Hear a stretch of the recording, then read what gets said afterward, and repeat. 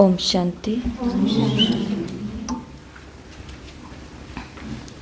तो आज हम 2 मुरलियों का चिंतन करेंगे एक नई विधि से। विधि बहुत बहुत प्यारी है, बहुत सुंदर है, बहुत अच्छी विधि है। ये नाम है इसका फाइनमैन। लिखा तो हुआ है FEYNMAN, लेकिन इसको बोलते हैं फाइनमैन। फाइनमैन मेथड या टेक्निक होती है। ये एक व्यक्ति बताते हैं, ये एक विदेश के अंदर ऐसे व्यक्ति होकर के गए थे जिन्होंने एक ऐसी विधि का रचना किया जिसके अंदर इन्होंने बोला कि सबसे पहले आपके पास कोई भी टेक्स्ट है, कोई भी आपके पास पढ़ने की चीज़ है, तो उसको या तो सबसे पहले पढ़ो या लिखो। पहला स्टेप उन्होंने बताया कि पढ़ो या फिर उसको लिखो, जो भी आपको अच्छा लगे। दूसरा स्टेप इन्होंने बताया कि जो आपने पढ़ा है या लिखा है उसको आपको सिंपल भाषा में, आसान भाषा में, किसी भी अज्ञानी अनजान, जैसे हम ज्ञान की बातें पढ़ रहे हैं तो हमें किसी ऐसे व्यक्ति को ये बात समझानी है जो व्यक्ति इस ज्ञान को नहीं जानता, इस ज्ञान से वो अनजान है। या फिर उन्होंने ये बात बोली कि वो 12 साल का बच्चा हो। स्पष्ट उनके उसके अंदर लिखा हुआ है कि अगर वो 12 साल का बच्चा हो तो आप उसको भी समझा सकते हैं सिंपल भाषा में। ये पहला स्टेप। दूसरा स्टेप, तीसरा स्टेप उन्होंने बोला कि अब चेक करो कि जो आपने पढ़ा था, जो आपने सुनाया है, उसके अंदर अंतर कितना आया है, गैप। कि हमने तो पढ़ा बहुत कुछ था, 10 पॉइंट पढ़े थे, लेकिन सुनाते समय हमने उसको 5 को ही सुना पाए सिंपल भाषा में, तो 5 का अंतर रह गया। तो वो अंतर को देखो, किस किस चीज़ का अंतर है गया, कौन कौन सी बात मैंने नहीं सुनाई, कौन कौन सी बात मैंने नहीं सुनाई। फिर उसके बाद में उसको फिर से रिवाइज करो। रिवाइज का मतलब फिर उस चीज़ को पढ़ो। अब हम ये बात मुरली पर लेकर के आते हैं। मुरली है, मुरली को सबसे पहले पढ़ा, ठीक है, ये है। जैसे 2 मुरलियाँ हैं, एक मुरली है 5 तारीख की, भट्टी का अलौकिक छाप, ये है माताओं की भट्टी चल रही है तो उसके लिए था। दूसरी मुरली है परिस्थिति को पार करने का साधन स्वस्थिति, ये कुमारों की भट्टी है। तो एक में माताएं हैं, एक में कुमार हैं। तो मानो हमने दूसरी मुरली ली है कुमारों की। अगर उसको हम पढ़ेंगे, पढ़ने के बाद में अब हमको चलो अभी हम एक प्रैक्टिकल करके देखते हैं। फ़ोन किसके पास है? कौन पढ़ेगा मुरली अपने फ़ोन में से? पढ़ेंगे? मुरली नहीं है तो कैसे पढ़ेंगे? मुरली ये वाली, हाँ पढ़ो। राजकुमार भाई जी आप पढ़ो, दूसरी मुरली निकालो, परिस्थितियों को पार करने का साधन स्वस्थिति। टेलीग्राम ग्रुप में ये आई हुई है फास्ट। अभी क्योंकि वही बात आपको बोली, कई चीज़ समझाने में बड़ी लगती है लेकिन करने में बहुत इजी लगती है। निकाली मुरली? मुरली का आप ये पहरा निकालो। पहरा दूसरा, कुमारों का सदा प्यारे और सतोगुणी रहने का यादगार। कुमारों को सदा प्यारे और सतोगुणी रहने का। लोड की जरूरत नहीं है, सीधी मुरली भेजी हुई है टेलीग्राम ग्रुप में।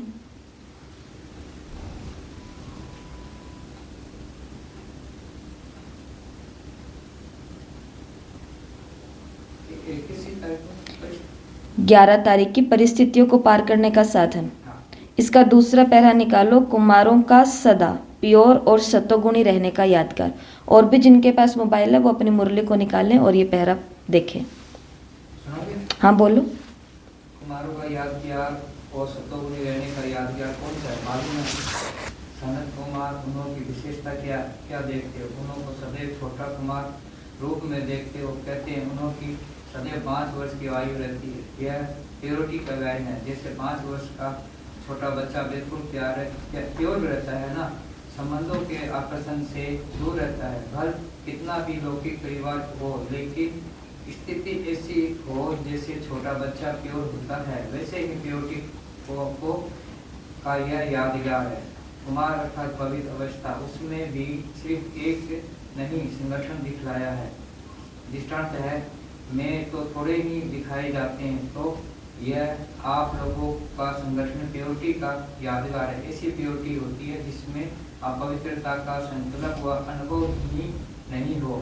ऐसी स्थिति यादगार समान बनाकर जानी है।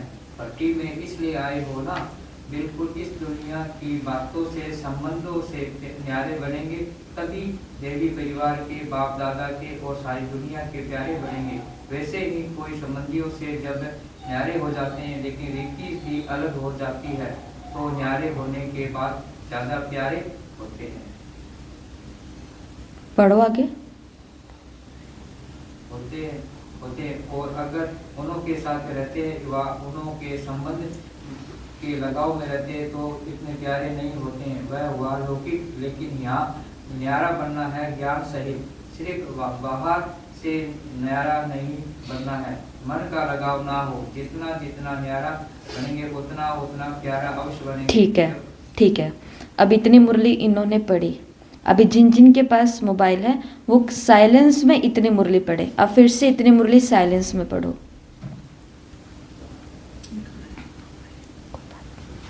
जिनके पास है, अभी आपको प्रैक्टिकल में कुछ करके दिखाना है, इसलिए जिनके पास है वो इतनी मुरली साइलेंस में फिर से पढ़ो।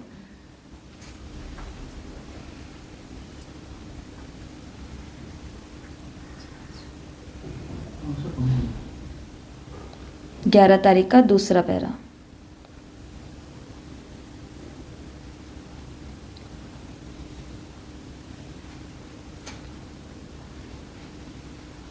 फास्ट रीडिंग करेंगे।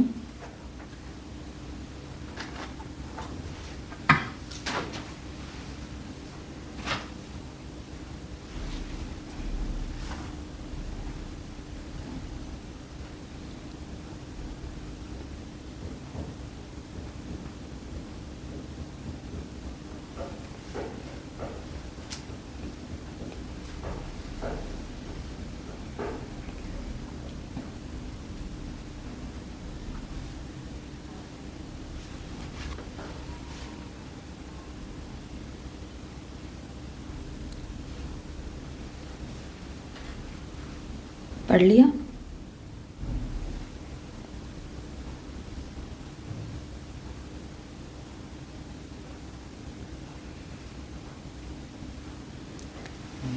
ठीक है।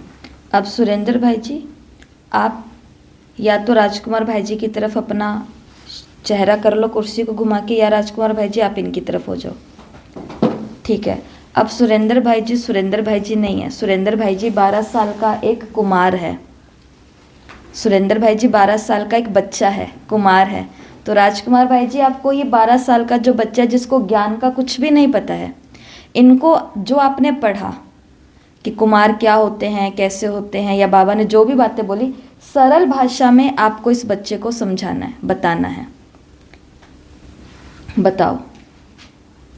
कुमार की विशेषता होती है वो सनत कुमार होते हैं, साधारण भाषा में। हाँ। और वो संबंध में रहेंगे मगर फिर भी वो न्यारे रहेंगे।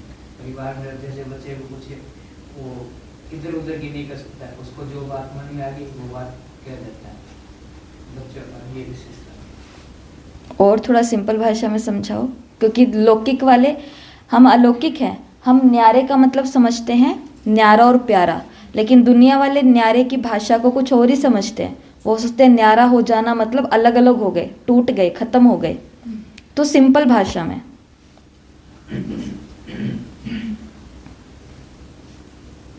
वो देख रहे एक दूसरे को। ठीक है, इधर आ जाओ। ठीक है, सीधे हो जाओ।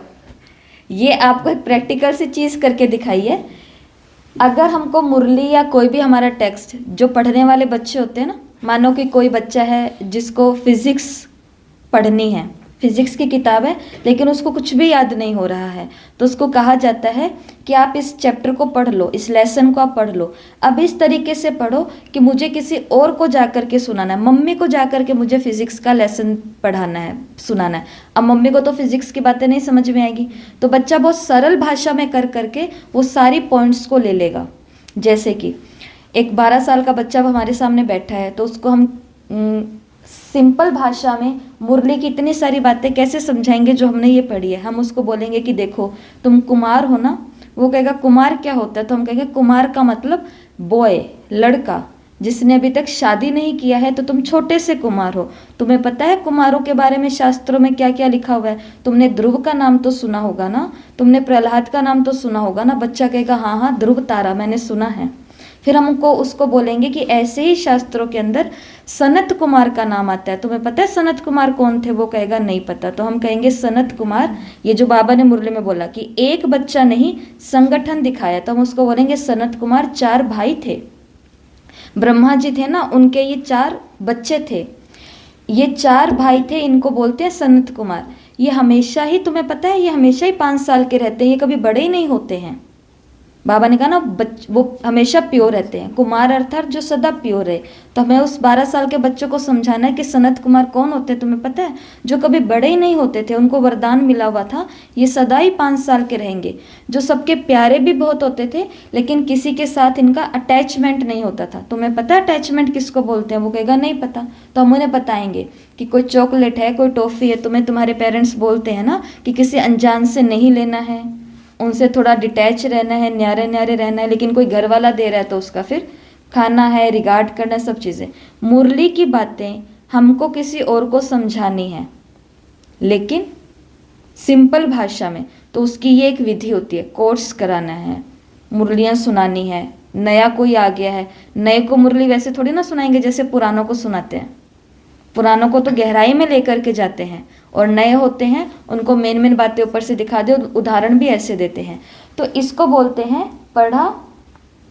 फिर ऐसा समझना है कि और हो सके तो आज किसी ऐसे व्यक्ति को पकड़ भी लेना जिनको मुरली, ये कहना, ये बात सभी ध्यान रखेंगे, ये कहना कभी ज़रूरी नहीं होता। पता है मुरली में बाबा ने ये कहा, मानो आज किसी फ्रेंड का फ़ोन आ गया और उस सहेली से बहुत दिनों के बाद, बहुत महीनों के बाद बात हो रही है अपने उस फ्रेंड से, और वो अपनी कोई आदत बता रहे, जैसे आज की मुरली में बाबा आगे कहेगा कि ये आदतें तुम्हें अदालत में लेकर के जाएंगी एक दिन।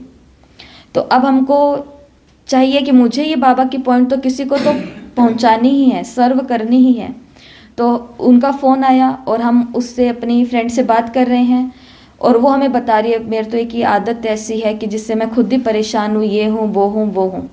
अब हमने क्या करा, जो पढ़ा है उसको हमें सिंपल भाषा में किसी और को समझाना है। तो हम उसको बोलेंगे कि तुम्हें पता है कि मैंने कहीं सुना है, मैंने कहीं पढ़ा है कि जो ऐसे आदतों को नहीं छोड़ते ना, ये आदतें एक दिन देख लेना तुम्हें अदालत में लेकर के जाएंगी।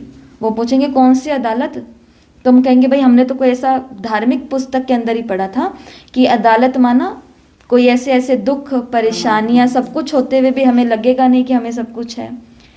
अपनी बात को साधारण भाषा में किसी को सुनाना, ये दूसरा स्टेप होता है। इससे भी हमको याद रहता है। अगर आप मुरली को इस तरीके से पढ़ोगे कि अगर उनको पहले ये बोल दिया जाता कि आप इस तरीके से पढ़ो, आपको किसी और को सुनाना, तो वो और ध्यान से पढ़ते। तो ये होता है, ये 4 स्टेप है। फिर बाद में देखो कि जो मैंने उनको सुनाया है, सुनाते समय मैंने न्यारे प्यारे का तो अच्छे से समझा नहीं पाई, या फिर और मैं कुछ बोल नहीं पाई कि सनत कुमारों का गायन क्यों है, भूल ही गई सनत कुमार का बोलना मैं तो फिर उस गैप को देखो, मुरली में देखो ये वाला पहरा मैंने सबको सुना दिया, अच्छा ये नहीं सुनाया, फिर वापस से उसको रिवाइज करो, फिर से उसको पढ़ो। अगर ये चीज़ हमने कर ली तो मुरली हमको याद रहना सहज हो जाएगा।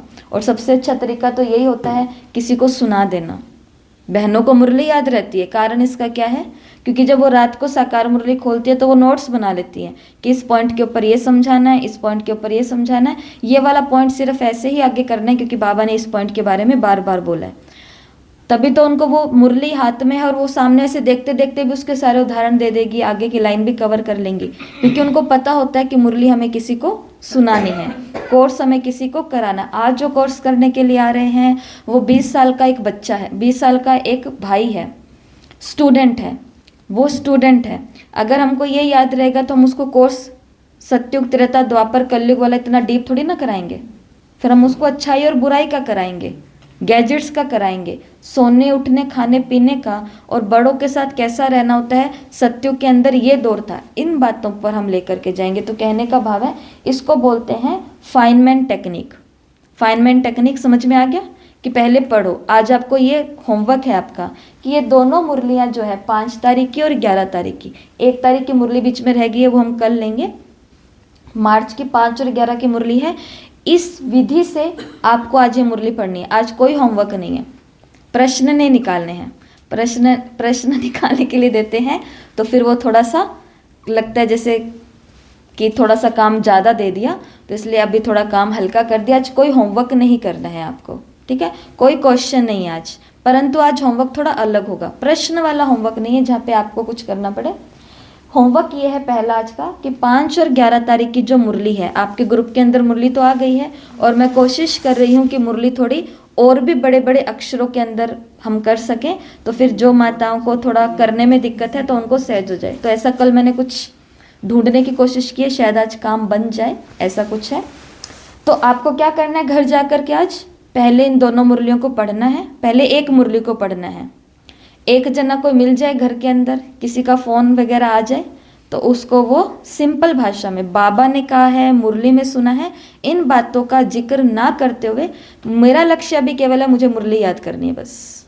किसी को परिचय देना आज मेरा लक्ष्य नहीं है, मेरा लक्ष्य मुझे बाबा की वाणी याद करनी है।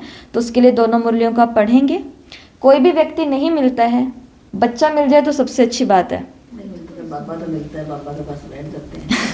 बाबा कोई, वरना बच्चा समझ करके बता दो, फिर बाद में अपनी वो मुरली उठाओ और देखो क्या मैंने बाबा को सारी, इस बच्चे को सारी पॉइंट सुना दी, फिर मेरे को पता चलेगा ये भी मेरी रह गई, ये भी रह गई, ये भी रह गई, तो फिर उसको वापस पढ़ो। बस ये काम है आज आपका। 2 बारी मुरली तो पढ़नी हो ही जाएगी अगर आप ये करेंगे, ओके, ये चीज़ है। पर फिर भी हम दोनों मुरलियों की जो कीवर्ड्स है उसको हम रिपीट कर लेते हैं, क्योंकि क्लास का भी काम हमें करना ही है। तो पहले चलते हैं 5 तारीख की मुरली पर। ये काम बहुत अच्छा है आज। तो 5 तारीख की मुरली है भट्टी की अलौकिक छाप। माताओं की भट्टी चल रही है, बाबा आए हुए हैं, उस भट्टी के दौरान ही बाबा मिलन था। तो मुख्य मुख्य बातें आपको बता देती हूँ, बाकी घर जाके तो आप करेंगे ही। तो इसके अंदर बाबा ने, ये मुरली बहुत कमाल की मुरली है, क्योंकि इस मुरली को आप शुरू से लेकर के लास्ट तक पढ़ेंगे। बाबा एक ही टोन में बोल रहे हैं। आज बाबा ने ये 2 बातें देखी, बाबा ने फिर ये 2 बातें देखी, फिर बाबा ने 3 बातें देखी, फिर बाबा ने 4 बातें देखी, सब बातें अलग अलग, और बाबा हर बात में कह रहे हैं बाबा ने 2 बातें देखी, 2 बातें देखी, 2 बातें, 4 बातें, 3 बातें, बार बार ये है।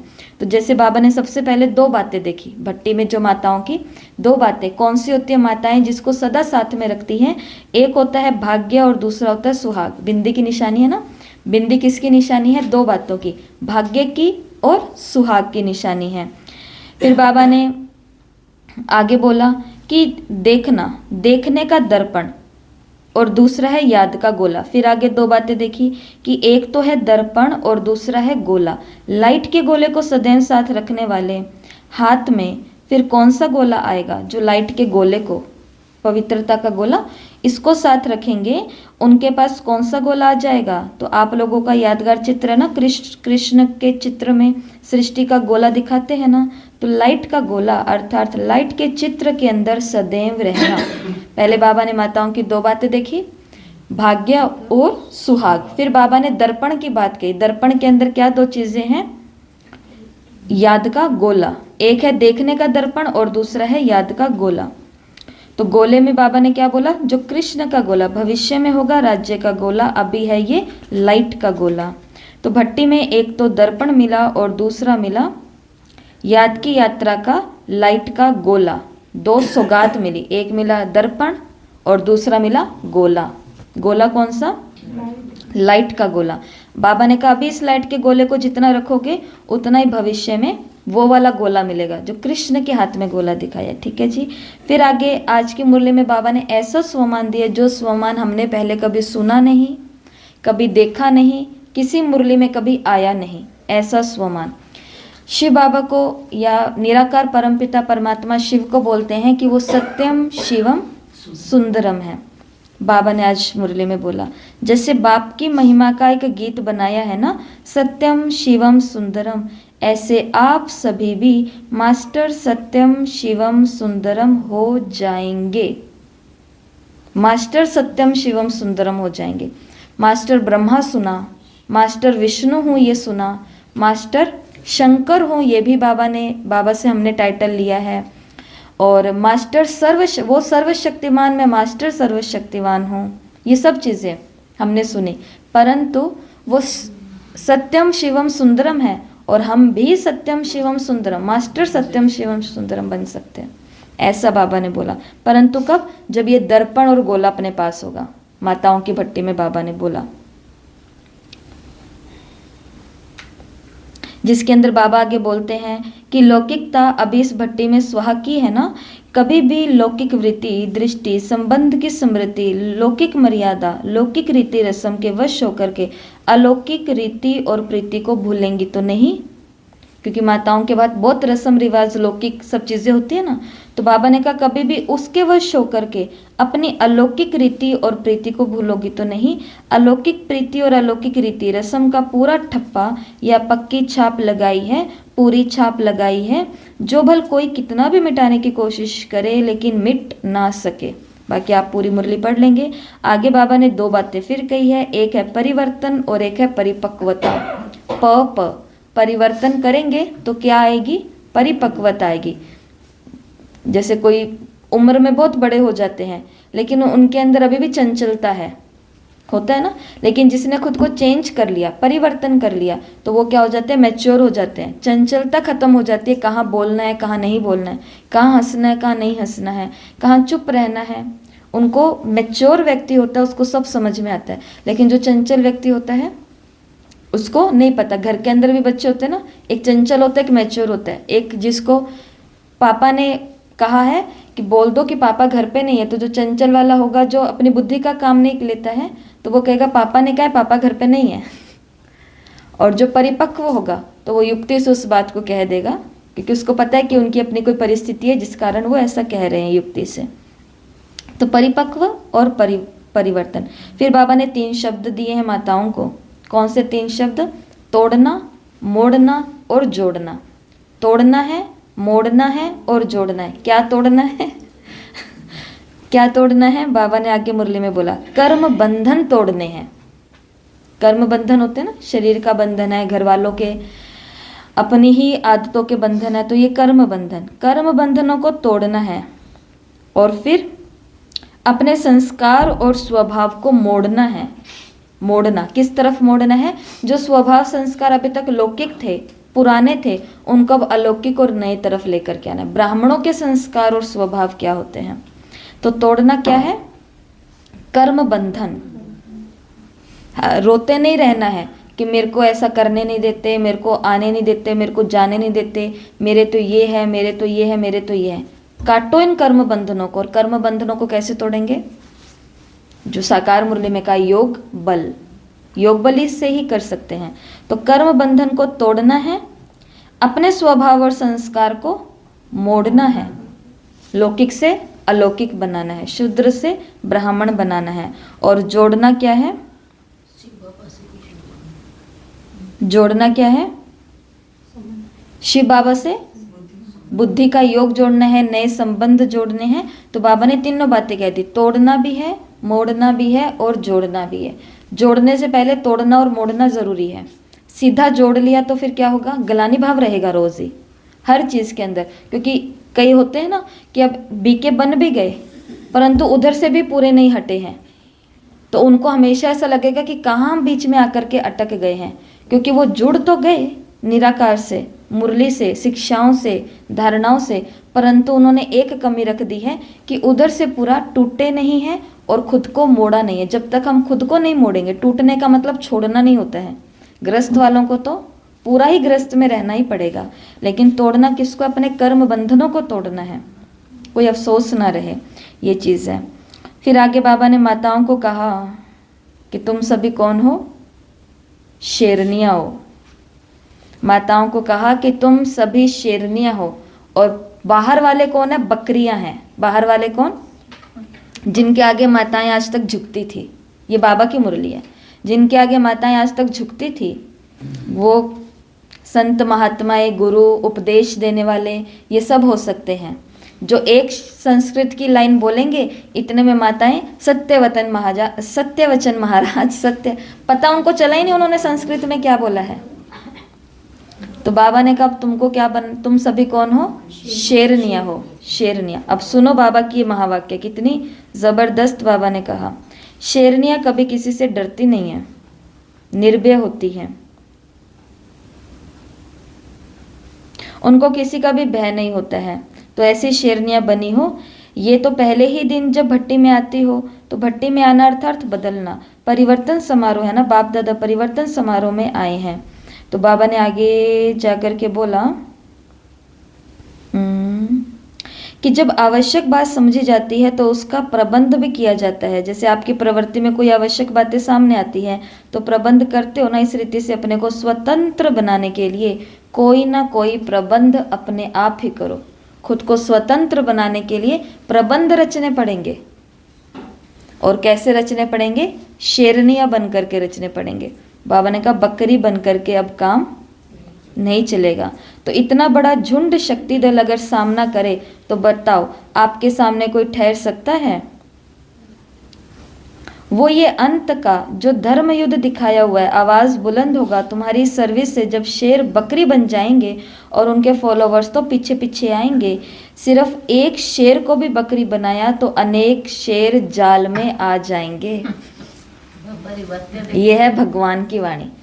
माताओं को कहा कि तू पैरों की जुतियां घर में बैठी रह, कुछ नहीं होने वाला तुमसे। और भगवान कहता है कि तुम शेरनियां हो। जो आज तक खुद को शेर समझ रहे हैं उनको तुम बकरी बना दो। एक भी शेर को तुमने बकरी बना दिया, बाबा ने कहा बाकी सब जाल में फंस जाएंगे। कितनी बड़ी बाबा ने स्वमान दिया है। तो वैसे केवल रोने का समय नहीं है। काश बाबा शादी से पहले मिल जाता तो मैं भी ब्रह्मा कुमारी बन जाती। लक्ष्य बहुत बड़ा है हमारा।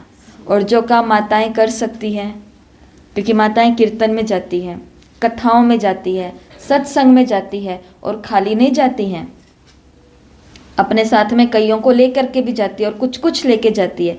तो सामने वाले के ऊपर हमारा कुछ ना कुछ ऋण तो होता ही है ना। बाबा ने कहा उस ऋण को आधार बना करके तुम उनको क्या कर दो, बाबा पर बलि चढ़ा दो। लेकिन इसके लिए क्या करने पड़ेंगे? प्रबंध रचने पड़ेंगे, परिपक्व बुद्धि बनानी पड़ेगी, तोड़ना पड़ेगा, मोड़ना पड़ेगा और फिर जोड़ना पड़ेगा। अगर हमारी ही लौकिक रीति रस्म चलती रहेगी तो उन सब चीज़ों को हम अलौकिक कैसे बनाएंगे? मुरली बहुत सुंदर है और मुरली यहाँ पूरी हो जाती है। और दूसरी मुरली को भी एक नज़र हम देख लेते हैं। मुख्य मुख्य पॉइंट याद होगी ना मुरली? सुनाओ फिर जल्दी जल्दी। कीवर्ड्स क्या क्या थे? दर्पण और गोला। सत्यम शिवम सुंदरम। और बाबा ने कहा कि हर अपने जो भी कर रहे हो उसको शेरनी बन के करो और दहाड़ करो। परिवर्तन होंगे तो परिपक्व बनेंगे, तभी परिपक्व बनेंगे। परिपक्व बनेंगे। और कर्म बंधन तोड़ने हैं, अपने स्वभाव और किसी को दूसरे को नहीं तोड़ देना। आज जा करके पहले तोड़ देती हूँ, फिर तुमको मोड़ दूंगी, फिर जोड़ भी दूंगी। ऐसा नहीं, दूसरे के ऊपर तो कोई एक्सपेरिमेंट करना ही नहीं है ना हमको। हम तो सब कुछ खुद के लिए कर रहे हैं, बुद्धि से करना है। काम मेरा अपना है तो मुझे खुद को पहले स्वस्थ करना है, माना इसको भी। तो पहले मेरे को कहाँ कहाँ पर मैं अटकी हुई हूँ, भयंकर जुड़ी हुई हूँ, ऐसे अटैचमेंट कि टूटने का नाम ही नहीं रह रहा है, उसको तोड़ना, उस कर्म बंधन को। फिर मोल्ड करना है, मुड़ना है। ये चीज़ जो मेरी बिल्कुल ही लौकिक है, इस स्वभाव को मुझे बिल्कुल ही अलौकिक बनाना है। और फिर बाद में तो कनेक्शन जोड़ना है औरों का, अपना बाबा का से के साथ। तो ऐसा दूसरी मुरली कुमारों की, ये छोटी सी मुरली ही होती है, ये तो सभी आ रही है। परिस्थितियों को पार करने वाले का साधन स्वस्थिति। तो बाबा ने कहा इस मुरली के अंदर आया कि ये आदत आपको आदतें आपको अदालत में जाने से बचाएंगी। अच्छी आदतें अदालत में जाने से बचाएगी और उसका उल्टा क्या होता है? बुरी आदतें अदालत में ले करके जाएंगे। फिर मुरली के आगे जैसा कि नेचुरल क्लाइमिटीज का बाबा ने बताया, रावण और सीता का खिलौना। रावण और सीता का खिलौने के बारे में बात बाबा करते हैं ना कि इस तरफ रावण का है, इस तरफ नहीं, इस तरफ राम का है। तो फिर बाद में सीता के तरफ कभी रावण का मुंह आ जाता है, कभी एक घूमता है, तो फिर कभी ऐसा आ जाता है। तो एक खिलौना बना हुआ है। तो बाबा ने उसका भी जिक्र किया कि कहाँ भी जाना होता है तो जिन चीज़ों को छोड़ना होता है उनसे पीठ करनी होती है। रावण से पीठ करनी है, राम की तरफ मुख करना है। कुमार है ना, इसलिए बाबा ने ऐसी मुरली चलाई है। तो अभी तक ये पुरानी आदतें, पुराने संस्कारों से, पुराने बातों से, पुरानी दुनिया, पुराने देह के संबंधों से वैराग्य नहीं हुआ है। कहाँ भी जाना होता है तो जिन चीज़ों को छोड़ना होता है उनसे पीठ करनी होती है, तो अभी तक पीठ करना नहीं आता है। एक तो पीठ नहीं करते हो, दूसरा जो साधन मिलता है उसकी पीठ नहीं करते हो। सीता और रावण का खिलौना है ना, रावण के तरफ सीता क्या करती है, पीठ करती है ना। अगर पीठ कर दिया तो सहज ही सभी आकर्षणों से बच जाएंगे। 3 शब्द याद रखो, no no, stop stop, ban ban, कि ये मेरे लिए है ही नहीं, ये मेरे लिए वर्जित है, और रुक जा तो यहीं पर, आगे कदम क्या संकल्प भी नहीं बढ़ाना है। तो बाबा ने कहा तब बचोगे आकर्षण से। फिर आगे बाबा ने जैसा सनत कुमार का बोला कि प्योर और सतोगुणी रहने का यादगार है सनत कुमार। सनत कुमार कौन, किसके 4 बच्चे थे ये? तो कहते ब्रह्मा जी के तो बहुत सारे उन्होंने बच्चे ऐसा किया, परंतु उनके संकल्प मानस पुत्र थे 4, जिनको सनक पुत्र बोलते हैं ना, सनक कुमार बोलते हैं। एक था सनक, एक था सनातन, एक था सनक नंदा और दूसरा था सनत कुमार। तो इनका भाव ये बताते हैं कि सनक का मतलब प्राचीन, सनातन का मतलब अनादि, सनकानंद का मतलब हमेशा खुश रहने वाला, और सनत कुमार का मतलब जो हमेशा जवान रहे। तो इन चारों बच्चों को वरदान था, चारों कुमारों को वरदान था कि इनकी उम्र भले कितने भी बढ़ती जाए लेकिन ये हमेशा रहेंगे 5 साल का बच्चा ही, मतलब उम्र पे ही लगाम लग गया। खैर उम्र तो कैसे बढ़ेगी, लेकिन ये हमेशा आदिकाल तक, अनादिकाल तक इस धरती पर हैं। और ये कहा जाता है कि इनकी उम्र हमेशा जो देव रूप में रहेगी वो मात्र 5 साल का, क्योंकि 5 साल का कुमार कैसा होता है, बहुत प्योर होता है, माना बहुत प्योर होता है, बहुत निर्मल होता है और बहुत प्यारा लगता है सबको, है ना। तो ऐसा बाबा ने सनत कुमार को याद किया कि ब्रह्मा के मानस पुत्र हैं। तो उनका क्या बताते हैं, एक तो इनके अंदर सतोगुणी है, दूसरा प्योरिटी है। वो सदैव 5 वर्ष की आयु में रहते हैं, तो प्योरिटी का गायन है। 5 वर्ष की आयु में रहने का मतलब कि सदा ही पवित्र रहते हैं। भाव इसका ये है कि जन्मने से लेकर के मरते दम तक वो क्या रहेंगे, पवित्र रहेंगे। उनको देख करके किसी को लगेगा नहीं कि ये 40 साल का हो गया है, 50 साल का हो गया, उनको हमेशा वो लगेंगे जैसे कि ये छोटे से पवित्र प्योर बच्चे ही हैं, ऐसा लौकिक की दृष्टि से। तो उनको सनत कुमार कहते हैं। तो अपवित्रता का संकल्प भी अनुभव ना हो, अपवित्रता अनुभव हो ये तो बहुत दूर की बात है, अपवित्रता का संकल्प भी जिनको, छोटे से कुमार को पता होता है कि अपवित्रता क्या होती है, बच्चियों को कुछ नहीं पता होता है, तो संकल्प में भी उनको टच नहीं करता। न्यारे बनेंगे तब दैवी परिवार के और बाप दादा के और सारी दुनिया के प्यारे बनेंगे। पहले न्यारा बनना पड़ेगा, वस्तुओं से, लोगों से, वैभवों से, पुरानी आकर्षण, पुरानी दुनिया से, तब भगवान के, स्वयं के और दुनिया के क्या बनेंगे, यज्ञ के भी प्यारे बनेंगे। तो देह से भी न्यारे हो जाए, न्यारेपन की अवस्था अपने आप ही प्यारी लगती है। देह में लगाव न्यारापन नहीं होने देता, फिर क्या होते रहते हैं, परेशान होते रहते हैं। तो माया से इनोसेंट और ज्ञान से हो जाएंगे सेंट। सेंट का मतलब संत, और माया से क्या हो जाओ, इनोसेंट, कुछ नहीं, अनभिज्ञ, अनजान, कुछ पता ही नहीं है, निर्दोष, ऐसा। और लास्ट में बाबा ने कहा सिंपल होता है वही ब्यूटीफुल होता है। तो जितना सिंपल होता है वो उतना ही ब्यूटीफुल होता है, और जो जितना सिंपल नहीं होता है उसका जब वो सारा ब्यूटिशियन वाला कार्यक्रम उतर जाता है तो उसकी असली ब्यूटी सामने आ जाती है। इसलिए सिंप्लिसिटी इज़ ब्यूटी, जितना सिंपल उतना ब्यूटीफुल। तो ये चरित्र की भी बात है, हर बात में सिंपल वो उतने ही आकर्षक लगते हैं, है ना। और लास्ट है, पहले करेंगे, दिखाएंगे, फिर कहेंगे। ये स्लोगन सदा याद रखो। कौन सा, कि पहले हम करेंगे फिर कहेंगे, पहले करेंगे फिर दिखाएंगे फिर औरों को कहेंगे। पहले करेंगे, ये आ गया ना, पहले करेंगे फिर औरों को दिखाएंगे फिर कहेंगे, कि भाई क्या क्या अंतर है गया हमारी पढ़ाई के अंदर, ये चीज़ें। ये हो गई ये दूसरी मुरली। तो अब आपको क्या काम करना है, पहला होमवर्क बोलें, पहला होमवर्क बोलो, क्या करना है, 5 और 11 की मुरली को पढ़ना है, ठीक है। फिर बाद में अगर एक्सपेरिमेंट करने के लिए कोई मिल जाए तो बहुत अच्छी बात है, उसको सुना देना, देखना है क्या और कर रहे सिंपल हैं। भाषा में। बाबा के बड़े बड़े ये न्यारा प्यारा ये शब्द किसी को नहीं समझ में आते हैं नयों को। जैसे ज्ञान की भाषा है, मुझे संकल्प उठा कि मुझे आज ये करना है, हम ऐसे बोलते हैं ना। ये ज्ञान वालों की भाषा है कि मुझे संकल्प उठा, मतलब मेरे को आज विचार आया। दुनिया की भाषा के अंदर संकल्प किसको बोलते हैं? प्रतिज्ञा, कि मैं संकल्प करता हूँ कि आज के बाद मैं ये नहीं करूँगा। तो दुनिया के लिए संकल्प का मतलब होता है प्रतिज्ञा। बाबा की डिक्शनरी अलग है, और बाबा की डिक्शनरी में संकल्प होता है आज मेरे संकल्प चल रहे थे, आज मेरे बहुत संकल्प चल रहे थे, ऐसा। तो इसलिए भाषा उनके लिए कैसी रखनी है, यूज़। तो पहला होमवर्क ये है, फिर उसको जो रह गया उसको अंतर को देखो और फिर वापस से पढ़ो, ठीक है। ये हो गया पहला होमवर्क। दूसरा होमवर्क क्या है? 25 लोकेशन हम सभी ने याद की थी ना। उस 25 लोकेशन के आधार पर, हाँ जी, शांति स्तंभ से शुरू होती है जो, और खंड पर जा करके जो पूरी हो जाती है।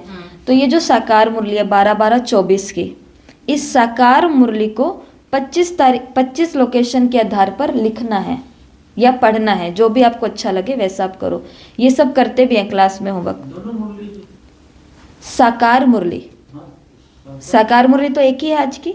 साकार मुरली को 25 लोकेशन के आधार पर लिखना है या चिंतन करना है या पॉइंट्स निकालने, जो भी आपको लगे, ठीक है। तो 25 लोकेशन कौन से थे?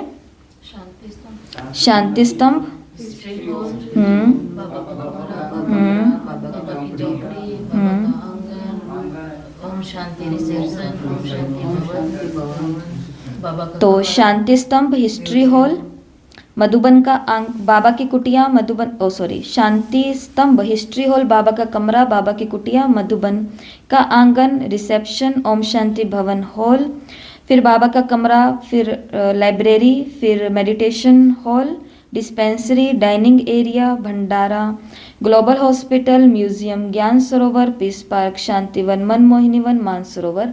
ये हो गए 20। यहाँ पर क्या क्या था? शांति स्तंभ पर क्या है? महावाक्य।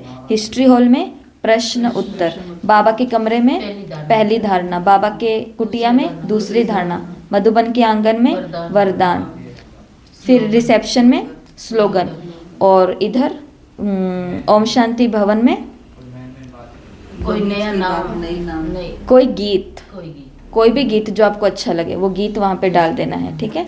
फिर बाद में आए हम, फिर बाबा का कमरा, तो वहाँ पर स्वमान, 6 स्वमान, 6 स्वमान, ठीक है, ये आ गए हैं। फिर उसके बाद में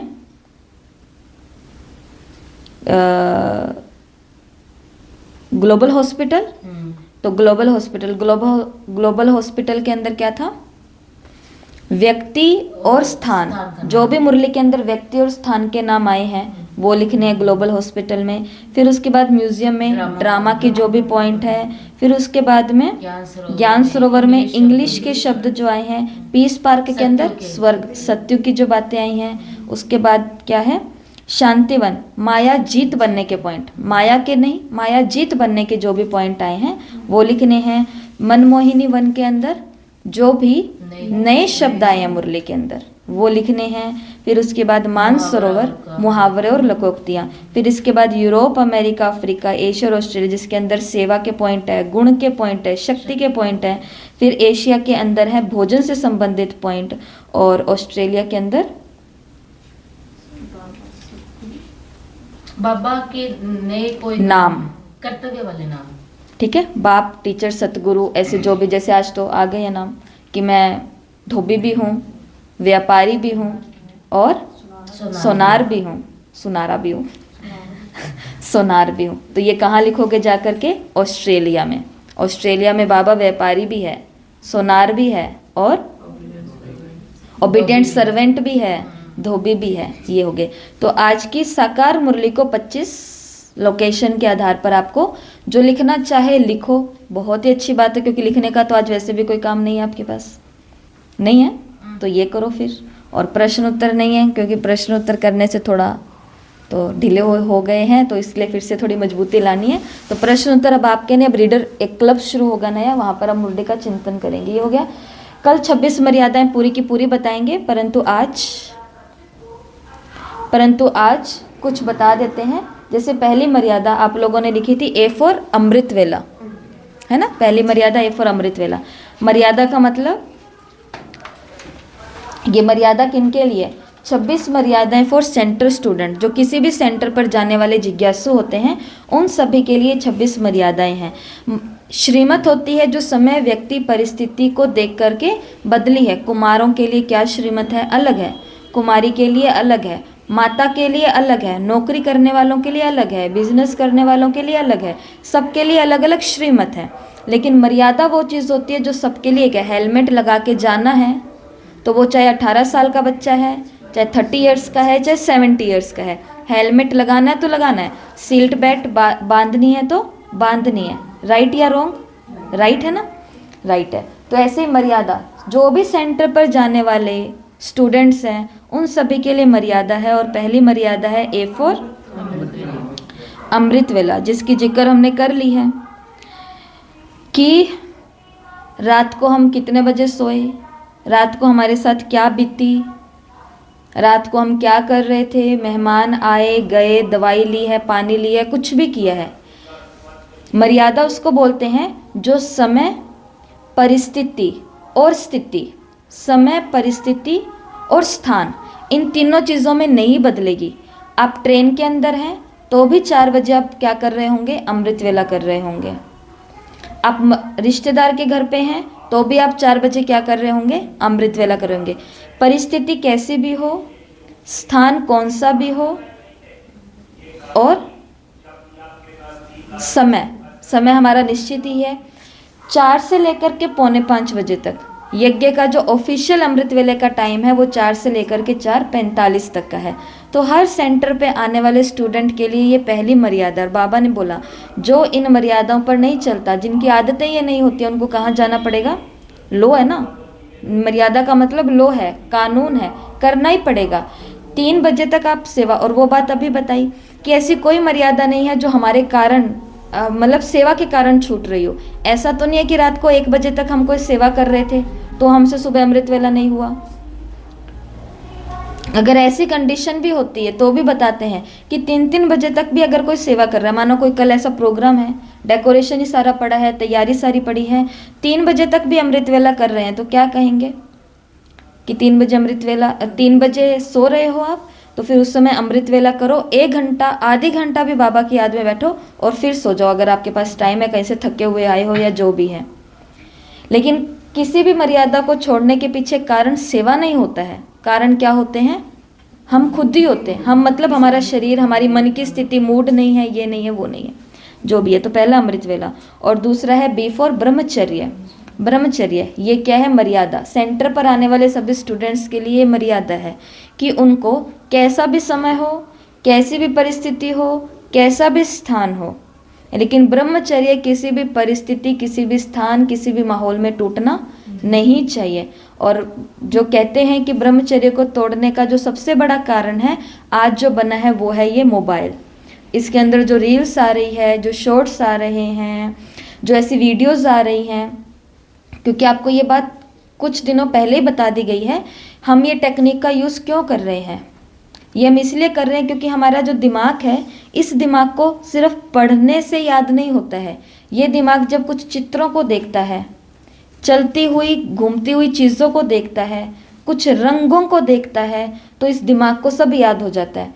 23 घंटा आप एकदम योगी जीवन जी रहे हैं, परंतु 1 घंटा सारी आप कपल्स की वीडियो देख रहे हैं, हंसी मजाक की, या देह की तरफ आकर्षित करने वाली, या XYZ जो भी दुनिया के अंदर है, तो ऐसा कुछ भी है, तो वो 23 घंटा जो किया वो खत्म हो गया, उसका कोई फल हमको नहीं मिलने वाला है।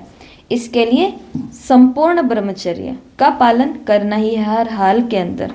और C4 है क्लीन एटमॉस्फेयर या क्लीनिनेस, मतलब सेंटर का जो वायुमंडल है, वातावरण है, वो बहुत हमको क्लीन रखना है।